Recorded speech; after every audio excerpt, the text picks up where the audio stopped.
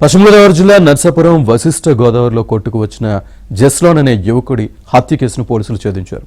జిన్నూరుకు చెందిన ముప్పర్తి జోస్లోస్ అనే యువకుడు జనవరి 26వ తారీఖు నుంచి కనిపించడం లేదని అతని తల్లి ఇచ్చిన ఫిర్యాదుపై పాలకొల్లు పట్టణ పోలీసులు విచారణ చేపట్టి 2 నిందితులను అరెస్ట్ చేసి రిమాండ్కి తరలించారు.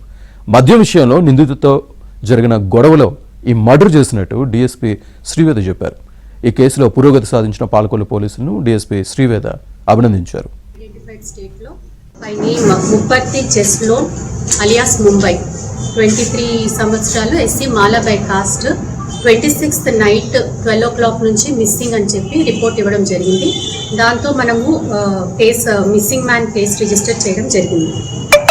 రిజిస్టర్ చేసిన తర్వాత ఇన్వెస్టిగేషన్లో కంటిన్యూ అవుతుంటే మనకి 30th కెనాల్ దగ్గర నర్సాపురం టౌన్ లిమిట్స్లో కెనాల్ దగ్గర ఒక డెడ్ బాడీ అన్ఐడెంటిఫైడ్ స్టేట్లో మనకి ఇన్ఫర్మేషన్ వచ్చింది.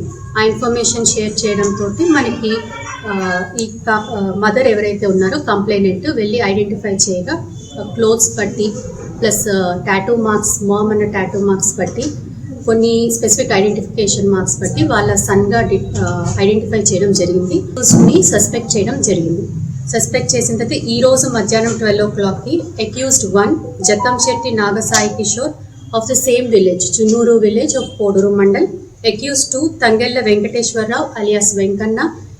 ఈ మర్డర్కి వెనకాల మోటివ్ ఏంటి అంటే రిగార్డింగ్ లిక్కర్ కొంచెం అల్టర్కేషన్ జరిగింది. ఆ డిస్ప్యూట్లో ఈ అక్యూజ్డ్ ఎవరైతే ఉన్నారో వాళ్ళు డిసీజ్ని మిస్సింగ్ పర్సన్ దట్ ఈస్ డిసీజ్ని చించినాడ బ్రిడ్జ్ దగ్గరికి తీసుకెళ్ళి అక్కడి నుంచి తోసేయడం జరిగింది కోపంలో, ఆల్టర్కేషన్లో.